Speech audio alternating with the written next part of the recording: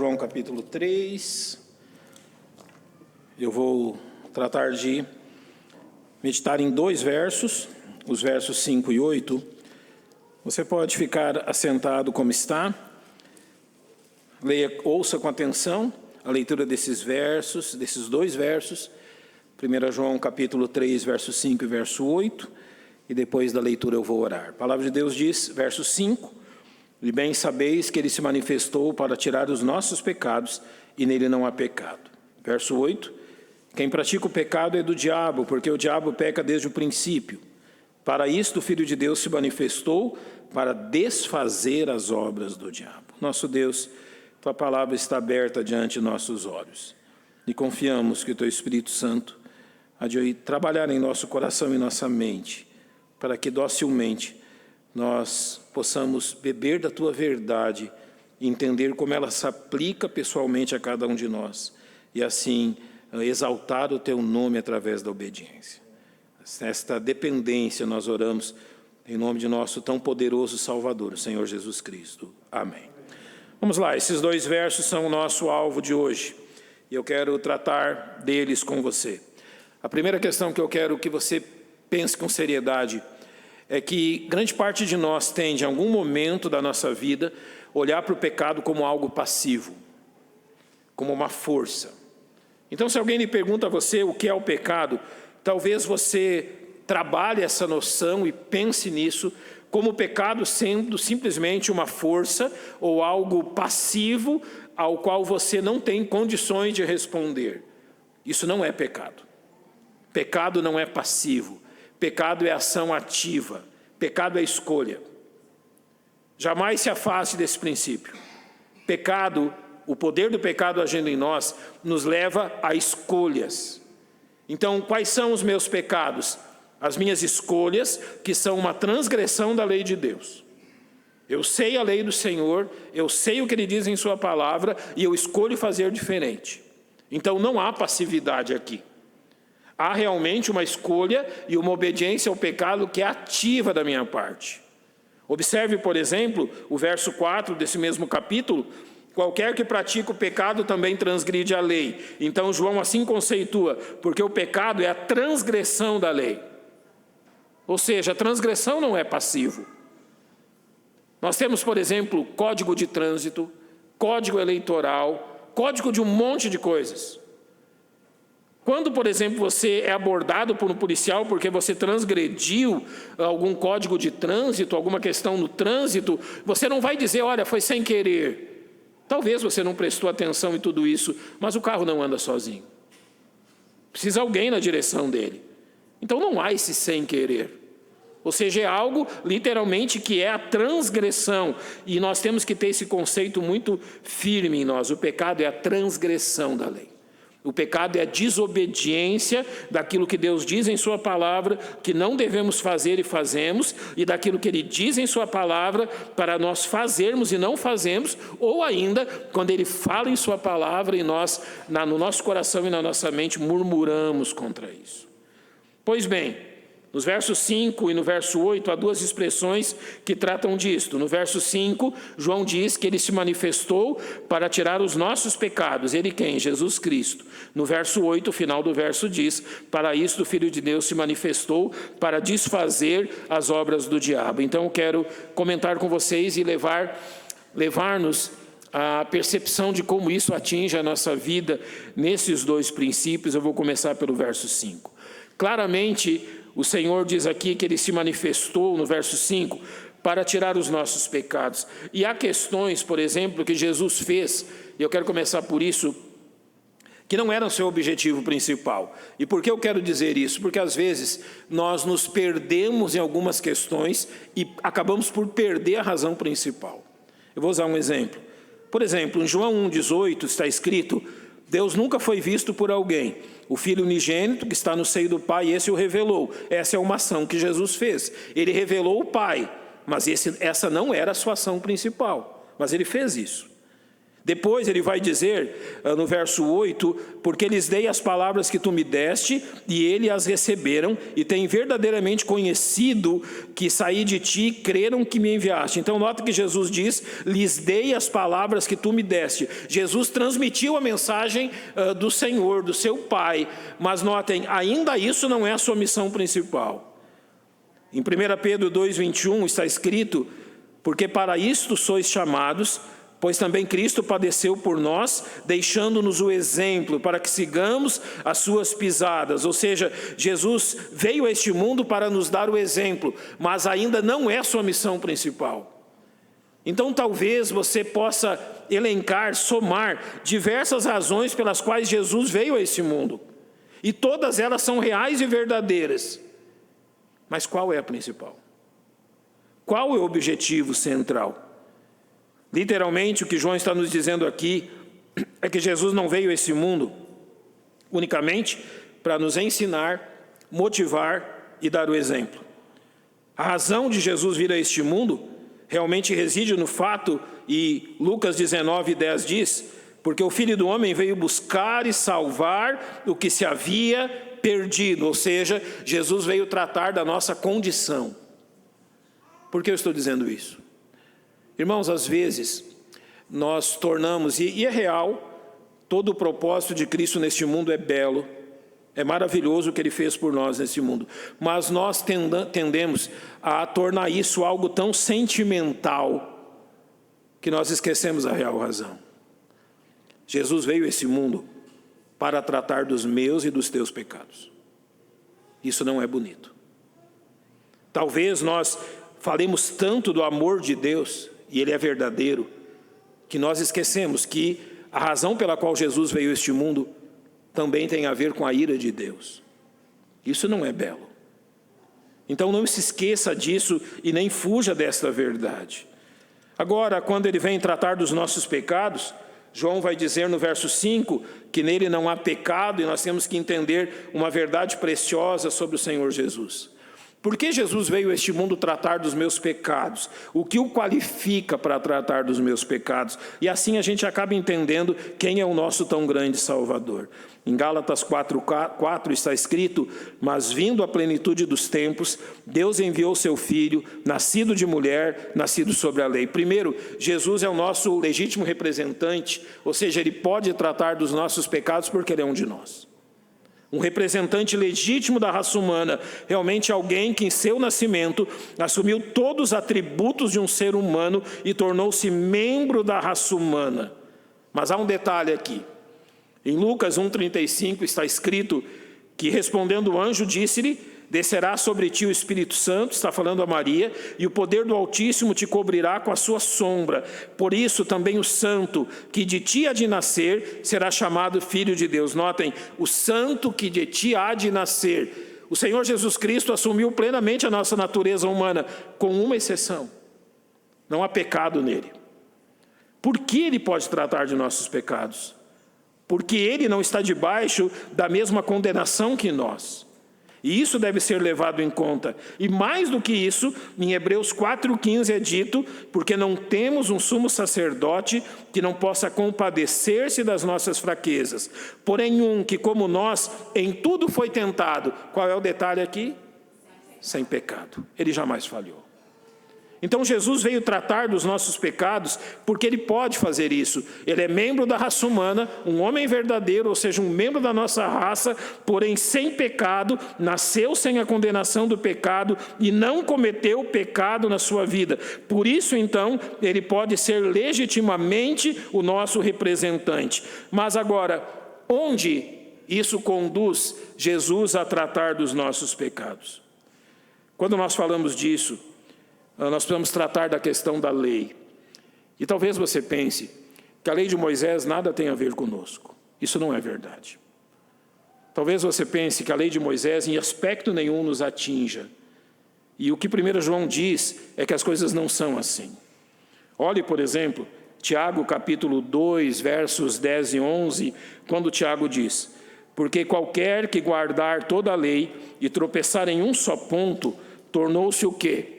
culpado de todos. Então no verso 11 ele diz: porque aquele que disse, não cometerás adultério, também disse, não matarás. Se tu, pois, não cometeres adultério, mas matares, estás feito o quê? Transgressor da lei. Ou seja, um consciente desobediente da lei, uma desobediência consciente disso. Então é assim que a palavra de Deus nos qualifica, como transgressores da lei. Eu vou usar um exemplo que você vai entender isso. A lei diz que a pena, na lei ela diz, não matarás. E a própria lei acrescenta, aquilo que já foi acrescentado em Gênesis 9, que eu citei nessa manhã, que o homicídio, ele é punido com a pena de morte. Então eu vou lhe fazer uma pergunta. Qual foi o pecado de Caim em relação a seu irmão? Homicídio. Por que ele não foi morto? Você já leu em Romanos que de Adão a Moisés reinou o pecado, mas de Adão a Moisés não havia lei. Por que Caim não foi executado pela morte de seu irmão? Porque não havia lei. Por essa razão, leia o capítulo 5 de Romanos e você vai entender isso. Agora, havendo lei, há também punição. Então a Bíblia diz que nós somos transgressores da lei, então estamos debaixo da punição da lei. Agora, olhe a grande maravilha que há em Jesus Cristo. Em Gálatas, capítulo 4, versos 4 e 5, ele diz, mas vindo a plenitude dos tempos, eu li anteriormente esse verso, Deus enviou seu filho, nascido de mulher, foi o ponto que nós lá pegamos, mas o verso também diz que ele nasceu sobre a lei. Ou seja, já havia lei quando o Senhor Jesus nasceu. E qual o seu propósito no verso 5? Remir os que estavam debaixo da lei. Ou seja, Jesus nasceu sobre a vigência da lei e sobre as exigências da lei, e essas exigências estavam sobre ele. Por que a Bíblia diz que ele é sem pecado, ele não cometeu pecado? Porque em nenhum momento ele transgrediu a lei de Deus. Isso é objetivo, não é passivo, é ativo. Notem que em nenhum momento o Senhor Jesus transgrediu a lei que Deus mesmo havia dado. Em Mateus capítulo 5, versos 17 e 18, ele confirma isso quando diz, não cuideis que vim destruir a lei e os profetas, não vim abrogar, mas o quê? Cumprir. Então ele veio cumprir toda a lei, para no verso 18 dizer, porque em verdade vos digo, que até que o céu e a terra passem, nem um jota ou um tio se omitirá da lei, sim que tudo seja cumprido. Ou seja, ele não omitiu ponto nenhum da lei. Ele cumpriu absolutamente todos os quesitos da lei. Mas sobre ele há uma questão a mais. Ele não foi somente o obediente perfeito da lei, mas em Gálatas capítulo 3 está escrito, versos 12 e 13. Ora, a lei não é da fé, mas o homem que fizer estas coisas, por elas viverá. Então o verso 13 é claro quando diz que Cristo nos resgatou da maldição da lei, fazendo-se o quê? Maldição por nós. Notem, o Senhor Jesus Cristo não só obedeceu à lei, depois eu vou citar como isso se aplica na carta aos Romanos, mas mais do que obedecer à lei, ele sofreu a pena da lei. Lembra da transgressão? Você realmente acha que Deus deixa passar a transgressão da sua lei? Você realmente acha que Deus hoje diz assim, olha, eu vou ter que maneirar um pouquinho aqui, as pessoas estão tão desobedientes, então eu vou exigir apenas uma parte da lei? Não. A lei é aquilo que nos condena ao inferno. Você fica pensando, o que a lei tem a ver comigo? Ela condena. A transgressão da lei é a nossa condenação. E aquilo que Paulo está dizendo aos Gálatas é que ele nos resgatou desta maldição, desta condenação, fazendo-se maldição por nós de que forma? A própria lei estabeleceu que maldito todo aquele que for pendurado no madeiro. Então Jesus Cristo morreu por causa das nossas transgressões. Jesus Cristo morreu pela minha transgressão pessoal, ativa, consciente, não foi nada sem querer. Eu conscientemente transgredi a lei de Deus. Notem que Paulo vai dizer aos Romanos, e agora nós podemos aplicar isso no verso 2 do capítulo 8, ele vai dizer, porque a lei do Espírito de vida em Cristo Jesus me livrou da lei do pecado e da morte. Isso ele está dizendo que o sacrifício sem pecado de Cristo cumpriu todas as exigências da lei de Deus. Mas então ele diz no verso 3, porquanto o que era impossível à lei, visto como estava enferma pela carne. A lei me condena. Agora, o que é impossível a ela? A lei diz, olha, não faça isso. Eu vou e faço. Agora eu transgredi a lei e me tornei culpado dela. Sabe o que era impossível à lei? Ela condena, mas ela não produz vida. Ela condena, mas ela não produz santidade, visto como estava enferma pela carne. Então o que Deus fez? Deus, enviando o seu Filho em semelhança da carne do pecado, pelo pecado condenou o pecado na carne. Há um autor antigo que ele traduziu esse verso da seguinte forma: a morte da morte na morte de Jesus. Quando a morte morreu? Na morte de Jesus Cristo. Então aquilo que nos diz aqui, e também nos diz no verso 4, para que a justiça da lei se cumprisse em nós, que não andamos segundo a carne, mas segundo o Espírito. Nota então, ele morre na cruz para cumprir a condenação da lei, e ele obedece toda a lei para que a justiça dele me seja dada. Agora, você lembra o que diz 1 João 3,15, 3,5? E bem sabeis que ele se manifestou para quê? Tirar os nossos pecados. Olha, a próxima vez que você pecar voluntariamente, lembre-se que foram esses pecados que conduziram Jesus à cruz. A próxima vez que você escolher desobedecer a lei de Deus e satisfazer o seu próprio desejo, seja consciente. Foi exatamente por causa disso que Jesus Cristo morreu na cruz. Isso não é passivo. Isso é escolha. Isso não é uma desculpa. É condenação. Pecado é a transgressão da lei. E foi por causa da transgressão da lei que Jesus Cristo morreu. Então, olha, não brinque com o pecado, meu irmão. Não considere que pecar e desobedecer a Deus é uma questão sem consequência. Lembre-se de 1 João 3,5. Ele veio a esse mundo, ele se manifestou para tirar os nossos pecados. Para que naquela cruz a justiça fosse estabelecida na sua vida e a liberdade da condenação na sua morte. Então, não brinque com o pecado. Paulo vai dizer a Tito, capítulo 2, verso 14, que o Senhor Jesus, o qual se deu a si mesmo por nós, para nos remir de toda iniquidade e purificar para si um povo seu, especial, zeloso de boas obras. Sabe o que é remir? É comprar de volta. Sabe o que comprou você de volta das suas transgressões? O sangue de Jesus. Então não trate o pecado como uma inconsequência, não trate o pecado como algo passivo, não trate o pecado como algo sem querer, não trate o pecado como um descuido. Ele é tudo, menos isso. Porque foi a tua transgressão e a minha transgressão que levaram Jesus àquela cruz. Agora, vamos ao verso 8. Ele também é importante nesta questão que estamos vendo. A primeira parte do verso 8 diz que quem pratica o pecado é do diabo. Isso é forte. Quem vive na prática do pecado pertence ou está debaixo da esfera do poder do diabo, porque o diabo peca desde o princípio. Que princípio? O princípio de todas as coisas.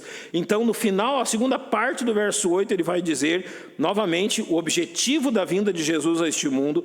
Para isto o Filho de Deus se manifestou, para desfazer as obras do diabo. Então, nós precisamos também entender essa questão.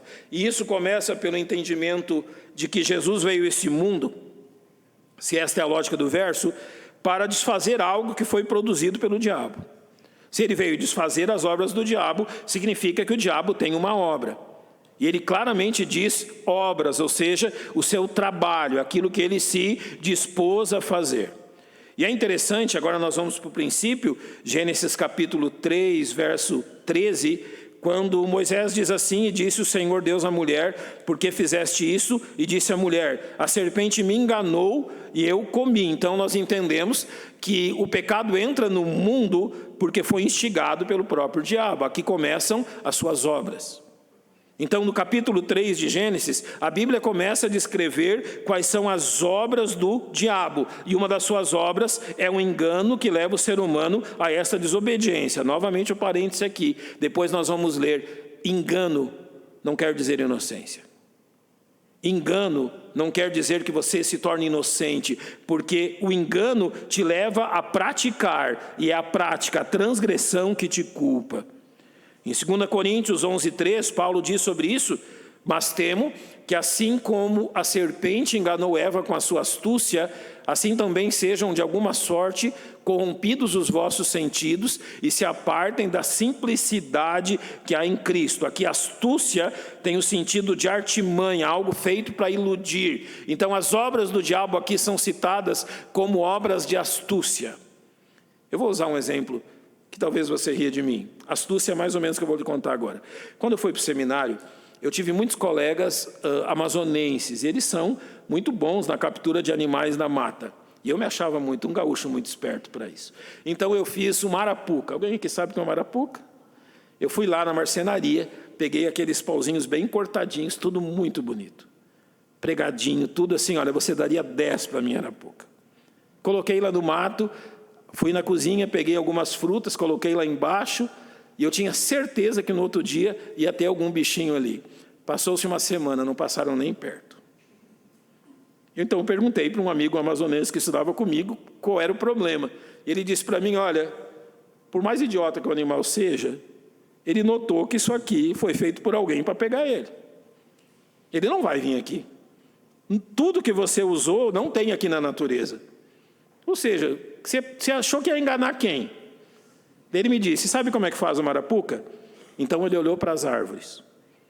Ele começou a usar partes dos galhos daquelas árvores. Ele olhou novamente para as árvores e tinham frutinhas nela. Debaixo ele colocou frutinhas que caíam daquelas árvores. E ele cobriu com ramos que tinham naquelas árvores. O animal não percebia que era uma armadilha. Daí ele caía na armadilha. Sabe o que é astúcia? Exatamente isso. Nós não percebemos que é armadilha, até que nós venhamos a cair nela. Satanás usou da sua astúcia, a sua obra é revestida de astúcia. Mas olha agora que 1 Timóteo 2, Paulo vai dizer, nos versos 13 e 14, porque primeiro foi formado Adão, depois Eva, e Adão não foi enganado, mas a mulher, sendo enganada, caiu em quê? Lembra a palavra do ponto anterior? Transgressão. As obras de Satanás visam o quê? Nos levar à transgressão. Sempre ele quer isso. Ele quer nos tornar transgressores da lei de Deus. Então, quais são as obras do diabo? Ele realiza todas as obras com toda a astúcia dele para que nós venhamos a transgredir a lei de Deus. Então, quando você olha para Gênesis 3:1, a palavra de Deus é clara quando diz: a serpente era mais astuta que todos os animais do campo que o Senhor Deus tinha feito. E esta disse à mulher: é assim que Deus disse, não comereis de toda árvore do jardim? E foi ao errar ao responder a serpente que nós encontramos o resultado e aquilo que ele usa no verso 4. Quando Eva responde à serpente, no verso 4 ele tem uma colocação muito astuta: não vai acontecer nada. Pode transgredir. Não tem problema. Meu irmão, quantas vezes você ouviu isso? Quantas vezes você transgrediu a lei de Deus com alguém? Agora eu estou falando de pessoas, não de Satanás. Com pessoas dizendo aos teus ouvidos: não vai dar nada. Vai à frente. É bom, é prazeroso. Faça. E qual foi a consequência? Eu lembro de Tiago quando ele diz que nós somos tentados pela nossa concupiscência. E havendo a concupiscência concebido, dá à luz o quê? O pecado. E o pecado sendo consumado gera a morte. Meu irmão, pense em quantas e quantas vezes a nossa transgressão vem do fato que nós damos ouvidos a Satanás, na sua astúcia, dizendo que aquilo não tem importância. Tem importância sim.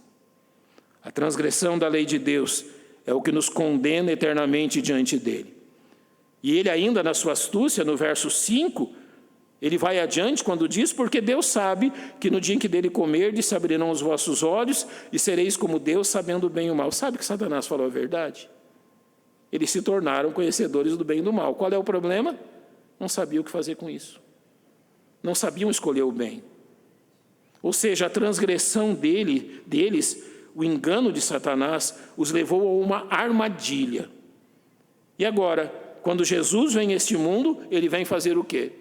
Ele vem destruir as obras do diabo. E nós podemos observar isto, que estas obras de Satanás tiveram consequências sobre este mundo. Por exemplo, em Lucas 4, quando ele tenta Jesus, no verso 6 ele diz, e disse-lhe o diabo, dar-te-ei a ti todo este poder e a sua glória, porque a mim me foi entregue por quem? Pelo próprio Adão, quando desobedeceu.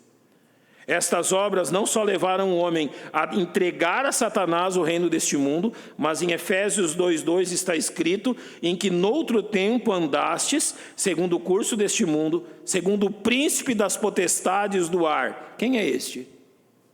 Satanás. Quem conduz a vida dos incrédulos? Quem é o rei deste mundo? Quem é o príncipe deste mundo? Quem é aquele que no seu poder conduz literalmente o homem a esta condição? Aqui está claro, é Satanás. Em Apocalipse 20, quando narra então o juízo sobre Satanás, no verso 10 é dito, e o diabo que os enganava foi lançado no lago de fogo e enxofre. Satanás é aquele que engana o ser humano, que ilude o ser humano. É aquele que, na sua ilusão, leva o ser humano à transgressão. Agora nós podemos completar. Jesus veio a esse mundo para destruir essas obras.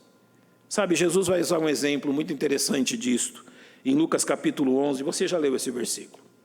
Olhe para os versos 21 e 22. Ele diz, quando o valente guarda armado a sua casa, em segurança está tudo quanto tem. Quem é esse valente? Satanás. Olhe para o verso 22. Mas sobrevindo outro mais valente do que ele. Quem é mais valente que o valente? Jesus.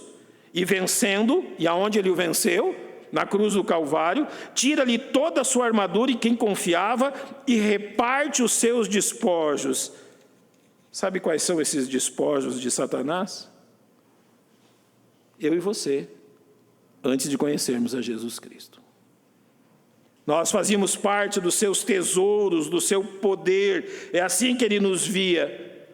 Mas olhe em Colossenses 2,15 o que Jesus fez, e despojando os principados e potestades, os expôs publicamente, deles triunfou na cruz.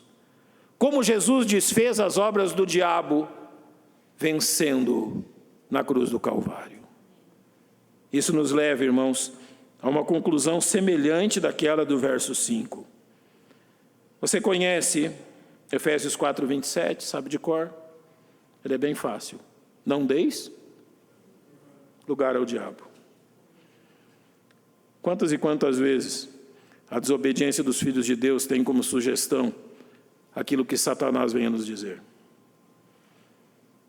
Você já percebeu que dar lugar ao diabo, literalmente, é dar lugar às suas obras? Quantas e quantas vezes a proposta em nossa vida é que nós sejamos transgressores da lei de Deus, para fazer as coisas como Satanás quer que elas sejam feitas. E normalmente a nossa resposta é, olha, não tem problema, é só isso aqui. Não tem problema. Então nós começamos a chamar coisas graves, de coisas que não tem problema, como fornicação, adultério, imoralidade, pornografia. E todas essas propostas dele, quando dado lugar em nossa vida, é dar lugar ao seu propósito. E nós estamos achando que não é nada. Porque Jesus veio a este mundo para desfazer as obras do diabo. Na próxima vez que você der lugar ao diabo na sua vida, lembre-se que foi por isso que Jesus morreu na cruz. Na próxima vez que você der lugar àquilo que Satanás acha que é certo, lembra que esse acha que é certo foi a razão pela qual Jesus morreu na cruz.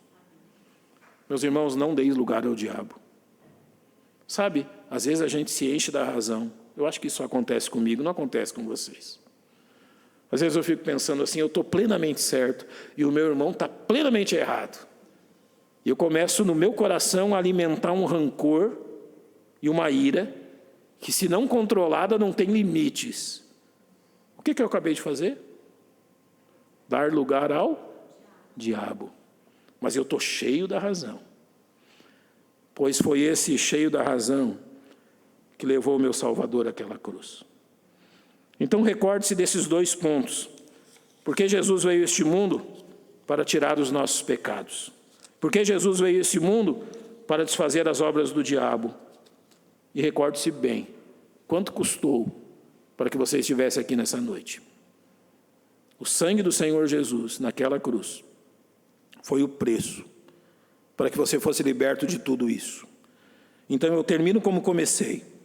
Isso não é passivo, isso não é acaso, isso é escolha. Obedecer a Deus e amar a Deus é escolha.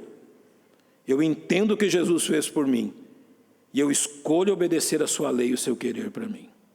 Você é responsável por isso. Nem o pastor desta igreja, nem os líderes desta igreja são responsáveis pela sua conduta, pelas suas escolhas. Você é responsável. Então saiba muito bem o preço das suas escolhas. Saiba muito bem a sua responsabilidade em escolher como você conduz a sua vida. Porque talvez o que você escolheu seja exatamente a razão pela qual Jesus morreu por você. Que Deus abençoe essa palavra ao seu coração e que isso te leve a ser consciente na sua vida cristã. Vamos fechar os nossos olhos.